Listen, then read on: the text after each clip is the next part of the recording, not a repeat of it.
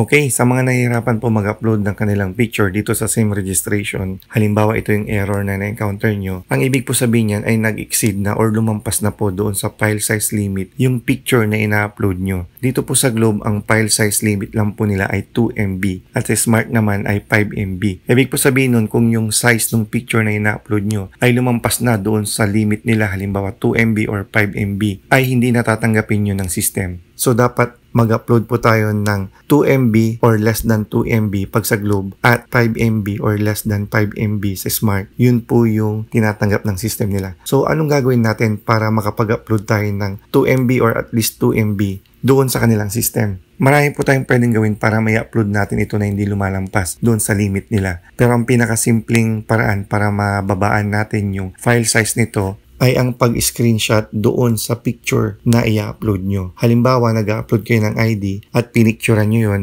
yung picture na yun ay masyadong mataas. So, para mababaan yung file size nun, ay kailangan natin itong screenshot. At yung na-screenshot na yun, yun yung i-upload natin dito sa SIM registration. Dahil kapag in-screenshot natin yung picture na yon, mabababaan na yung size nun. At the same time, mabababaan din yung quality nun pero hindi naman na masyadong halata. Okay, so yun yung isang paraan. I-screenshot natin yung picture. Ang isa pang paraan ay pwede natin i-upload yung picture sa Messenger. Halimbawa, isi-send natin yun sa sarili natin, sa account natin. And then after natin ma-send, ida-download natin yun. So sa ganun paraan, kapag in-upload natin kasi sa Messenger ang isang picture, nabababaan yung quality nun. At the same time, pag nababaan yung quality, mabababaan din yung file size nun. So pag dinownload natin, mas mababa na or bumaba na yung quality or yung size ng picture na yun. So pwede na natin yung i-upload yung downloaded file na yun galing Messenger doon sa SIM registration. Okay, so ang isa pang tip ay pwede nating i-edit yung picture gamit yung mga photo editing software para mababaan yung size ng picture na yun. Pwede nyong gawin yung tatlong yun na sinabi ko. Okay, doon naman sa selfie, halimbawa na-encounter nyo din yung ganitong problema kasi may mga ganun, no? May mga ganun nagtatanong sa atin. Nagsiselfie sila pero nag-i-exceed din doon sa limit yung picture na ina-upload nila doon sa camera na ginamit nila. So ang isang paraan na nakikita ko dyan ay kung merong settings yung camera ng cellphone nyo na pwedeng babaan yung quality or yung resolution ng camera, ay pwede nyong iset yun. Pero halimbawa wala namang ganung settings yung cellphone nyo na pwede nyong babaan yung quality or yung resolution ng camera. Siguro ang nakikita kong pwede nyong gawin dyan is humiram kayo ng cellphone na mas mababa yung quality ng camera nila at doon kayo mag-register ng inyong SIM card para kapag ka nag-take kayo ng selfie photo on the spot ay mas mababa na yung resolution or yung quality ng camera. Of course, pag mas mababa yun, mas mababa din yung size na i-upload nyo na picture.